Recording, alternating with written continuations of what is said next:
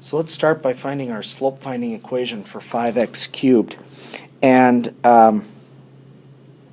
again, let me write this down.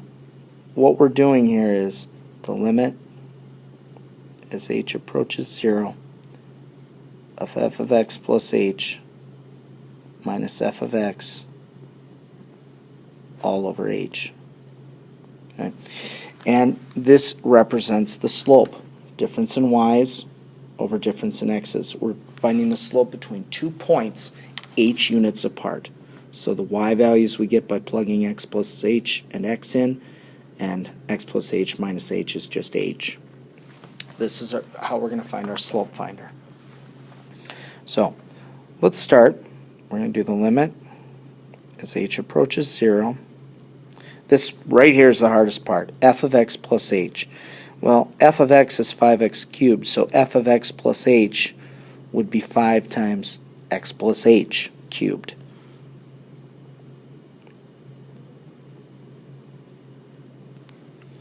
Minus f of x all over h. Okay, one more time. F of x plus h, so we just plugged x plus h into the original equation, minus f of x all over h. So difference in y's over difference in x. Well, if we expand this out, there are lots of ways you could do that. You know, you could actually just multiply an x plus h times an x plus h, get an answer, and then do another one. I can let you worry about that. I will tell you here the answer is going to be x cubed plus 3x squared h plus 3x h squared plus h cubed. Multiplying that by 5.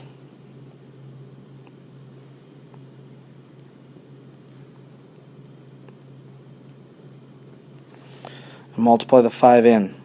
I get 5x cubed plus 15x squared h plus 15x h squared plus 5h cubed.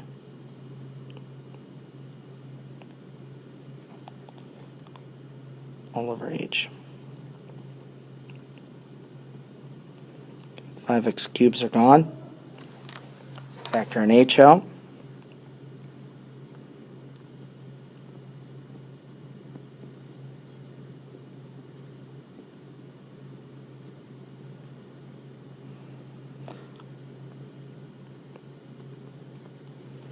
The h's divide out.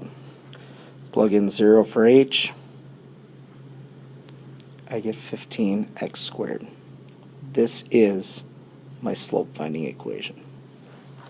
Okay, so again, the hardest part is the setup right at the beginning, I think, because we know how to do the algebra. We did that last video or 2 videos ago. That's not a big problem. But we've got to set it up as a slope. 2 points close together, f of x plus h minus f of x. So we just plugged x plus h in to the equation. Just substitute x plus h in where there was an x.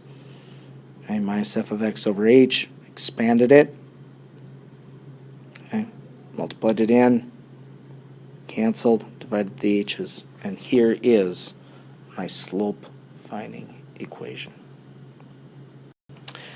So, find the instantaneous rate of change at 2. Let me just write slope finder here so I remember it. It's 15x squared. So the instantaneous rate of change at 2, well, 15 times 2 squared, so 15 times 4 is 60. That's my slope. Remember, instantaneous rate of change, this just means slope. Find the instantaneous rate of change at -1. Well, 15 times -1 squared is just 15. I'd like to point out here that 5x cubed, you know, we all kind of know what that looks like. It looks like the cubic function just stretched. Notice that except at 0, where it kind of levels out, other than that, the slope's always positive. So hopefully it makes sense that our slope finder is always positive, except at 0. Okay, we're always getting positive answers. Find the instantaneous rate of change at a, such as 15a squared. And find the tangent line at x equals 3. Okay. So for every tangent line, remember we need a point, we need a slope. Well, the point is 3 and f of 3. So that's 3.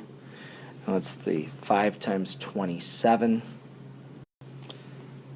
We get 135 as our point. And our slope, we just use the slope finder. We plug 3 in, 15 times 9.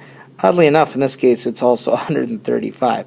So our tangent line is 135 times x minus the x-coordinate plus the y-coordinate.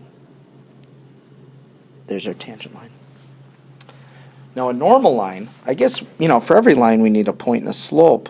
So let's get the point, let's get the slope, and then we'll change it to be normal. So just kind of forget about the normal thing for now. Let's just worry about the point and the slope. So the point would be 1, and whatever we get when we plug 1 into f. So in our case, that's 5. So there's our point. And our slope, well, if I just plug 1 into my slope finder, I get 15.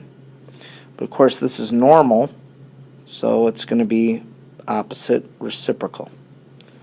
So my normal line is negative 1/15. It's x minus 1 plus 5. That's my normal line.